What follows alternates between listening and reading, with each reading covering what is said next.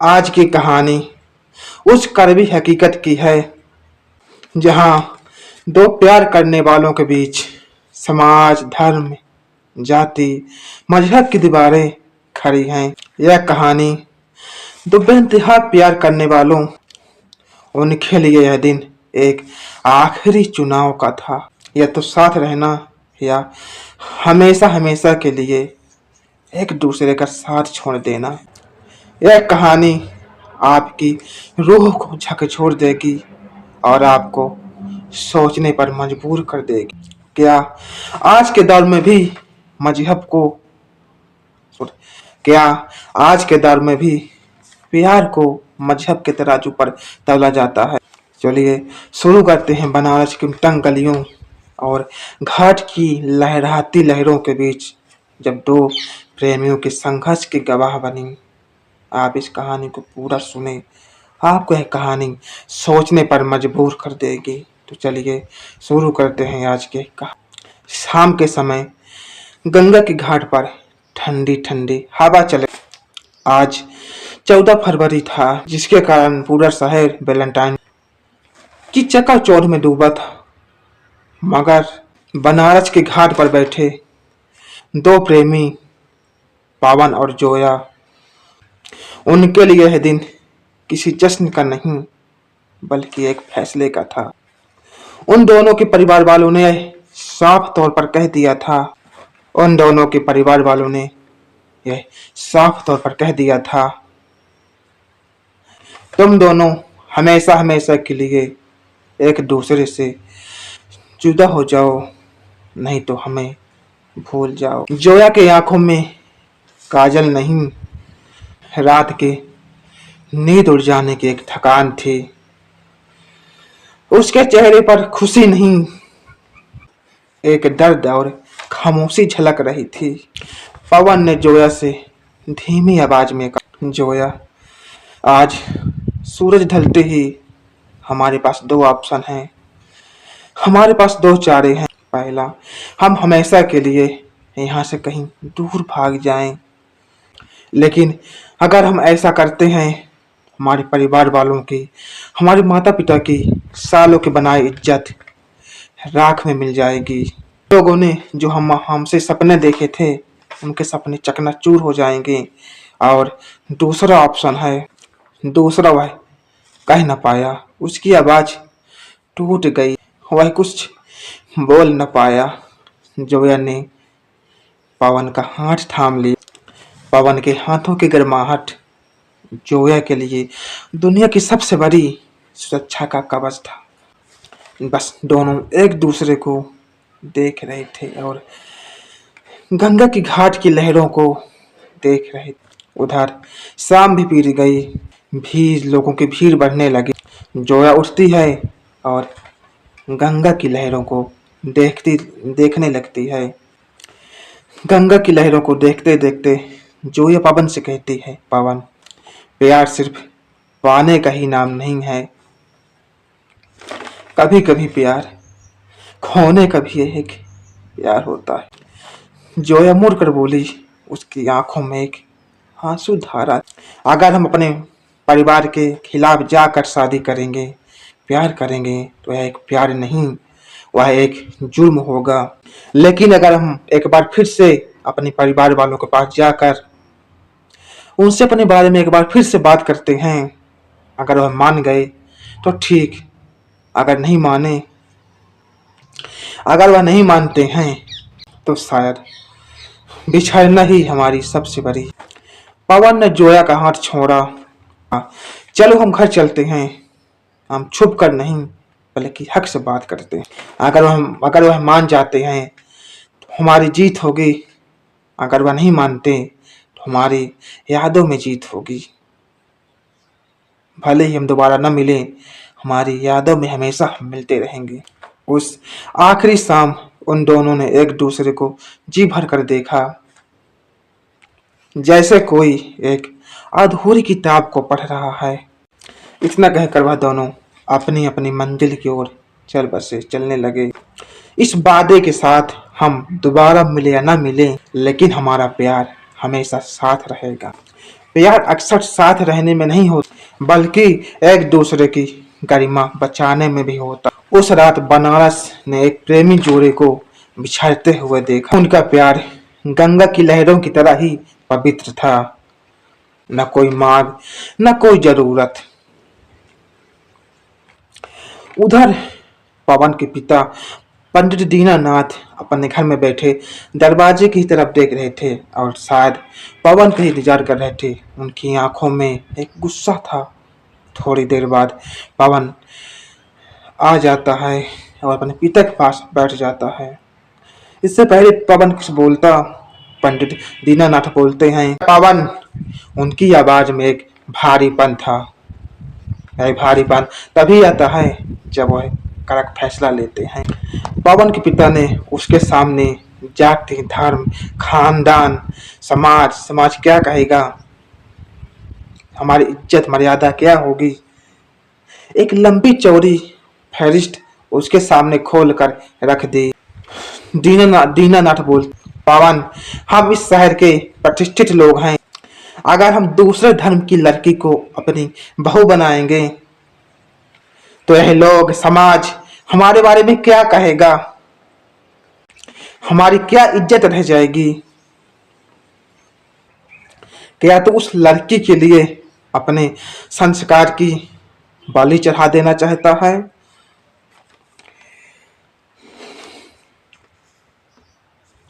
पवन करुण स्वर में कहता है, बाबूजी, प्यार नफरत करना नहीं सिखाता, संस्कार नफरत करना नहीं सिखाता। मैंने जोया से प्यार किया है, उसके किसी जाति धर्म से नहीं। अगर मेरा प्यार गलत है तो जरूर मेरी परवरिश में कोई कमी रह गई होगी, तभी मैंने सही फैसला नहीं चुन पाया। पापा, बाबूजी, आप ही बोलते थे ना कि दिल की सुनो, जो दिल कहता है वही सच्चा होता है। तो क्या इस बार मेरा दिल झूठ बोल रहा है? मैंने आज तक आपके खिलाफ जाकर कुछ नहीं कहा, न कुछ किया, और आगे भी कुछ नहीं कहूंगा। उधर पवन की माँ कोने में खड़ी रो रही थी। कहीं वो अपने जिगर के टुकड़े को खो न दे। पवन अपनी माँ के पास जाता है, उनका हाथ पकड़कर और नीचे झुककर करुण स्वर में कहता है, माँ, क्या आप नहीं चाहती कि आपका बेटा उस लड़की के साथ जीवन बिताए जिसके साथ वह हमेशा खुश रहे, उसके साथ अपनी दुनिया बसाए, या उस लड़की के साथ जिसको न वह जानता है न पहचानता है? क्या मैं सब करने के बाद खुश रहूंगा? पवन की माँ कुछ नहीं बोलती है, बस आंखें नीचे झुकाकर किचन की तरफ चली जाती है। उधर जोया के परिवार में भी एक शांत खामोशी थी। जोया अपने अब्बू और भाई के सामने खड़ी थी। हमने तुम्हें तालीम दी ताकि हम सर उठाकर चल सकें, लेकिन कि तुम दूसरे धर्म के लड़के के साथ निकाह करके हमारा सर झुका दो। क्या तुम्हें हमारा जरा सा भी ख्याल नहीं है? लोग क्या कहेंगे, समाज क्या कहेगा? दूसरे मजहब के लड़के के साथ निकाह कर रही हो। जोया की आंखों में आंसू थे, मगर उसकी आवाज में एक अजीब प्रकार की मजबूती थी। अब्बू, जिस तालीम ने हमें सच बोलना सिखाया, आज वही तालीम हमें झूठ बोलने के लिए कह रही है। अगर झूठ बोलकर मैं किसी और से निकाह कर भी लूं, क्या आपके लिए यह गर्व की बात होगी? तो क्या एक बेजान रिश्ता निभाना भी एक इज्जत है? अगर ऐसा है तो कर दीजिए अब्बू, आप जहां भी निकाह करेंगे मैं कर लूंगी। गुस्से में आगे बढ़ा, मगर जोया नहीं रुकी। अब्बू, आज वैलेंटाइन, लोग गुलाब देते हैं, आज मैं आपसे अपनी जिंदगी मांग रही हूँ। अपनी नई जिंदगी मांग रही हूँ। कृपया करके आप मेरी जिंदगी मुझे लौटा दीजिए। यदि आपको लगता है कि इससे हमारे समाज मजहब की इंसल्ट होगी, आपकी इज्जत घटेगी, तो अब्बू मैं आपकी इज्जत के खिलाफ जाकर कुछ नहीं करूँगी। आप जो करेंगे उसको मैं मानूंगी, मगर उस रिश्ते को मैं दिल से नहीं निभा पाऊंगी। चाह कर भी मैं उस रिश्ते को दिल से नहीं निभा पाऊंगी। दोनों परिवारों ने फैसला किया कि इन दोनों को यहाँ से काफी दूर भेज दिया जाए। पवन का परिवार कल सुबह ही उसको दूसरे शहर भेजने का प्लान बनाता है। उधर जोया का परिवार भी उसको गांव भेजने का प्लान।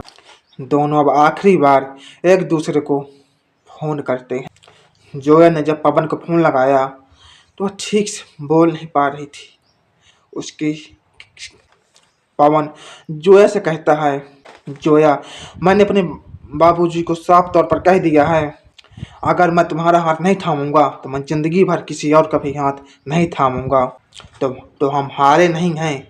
हमने अपनी बात कहने की हिम्मत दिखाई है। भले ही समाज धन की दीवारें आज नहीं गिरी हैं, लेकिन हमने उसमें दरार तो फैला दी है। धीरे रात कैसी भी किसी भी तरह करके रात बीतती है। सुबह सुबह बनारस के गलियों छतों पर सूरज की किरणें। जोया और पवन दोनों खामोश थे। आज उनको हमेशा के लिए एक दूसरे से जुदा कर दिया जाएगा।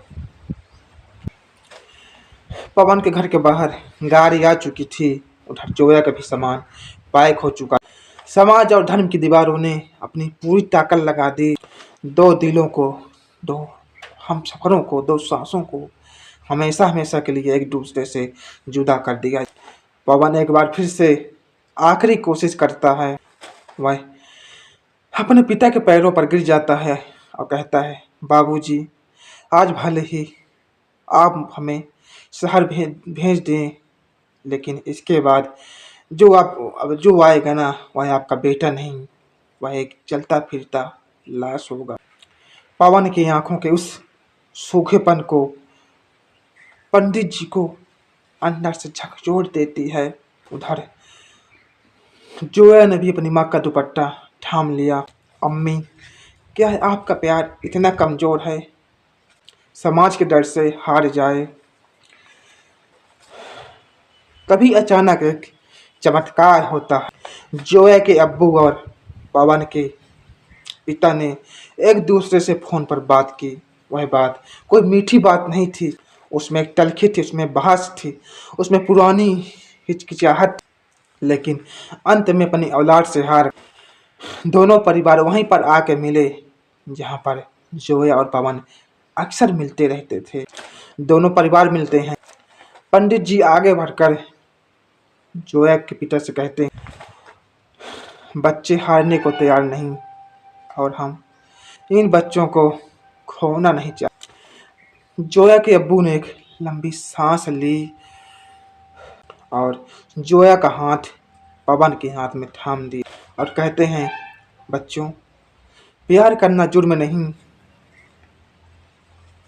प्रेमियों को जुदा करना। अगर आज हम ऐसा करते तो इस जुर्म के बराबर हिस्सेदार होते। दोनों परिवारों की रजामंदी हो गई, दोनों का निकाह हो गया। ये कोई भाग कर शादी नहीं की, समाज की पुरानी धर्म प्रतिष्ठा जाति के बदलाव की जीत थी। वैलेंटाइन डे कल बीत चुका था, लेकिन उनके लिए, उन दोनों प्रेमियों के लिए असली वैलेंटाइन डे तो आज था। अगर प्यार में सच्चाई और उसे निभाने की हिम्मत हो तो समाज की सबसे मजबूत दीवार भी खुद अपना रास्ता बना देती। समाज की लंबी दीवार, धर्म, जाति, प्रतिष्ठा, उन सभी की दीवार आपस में ही अलग हो जाती हैं। खैर, यदि आपको यह कहानी अच्छी लगी हो तो आप कमेंट में ज़रूर बताएं। लेकिन यदि आप जोया और पवन की जगह होते तो क्या करते, यह भी कमेंट में ज़रूर बताएं। यदि कहानी अच्छी लगी हो तो चैनल को सब्सक्राइब कीजिए, वीडियो को लाइक करें, शेयर करें। तब तक हम मिलते हैं नेक्स्ट वीडियो में।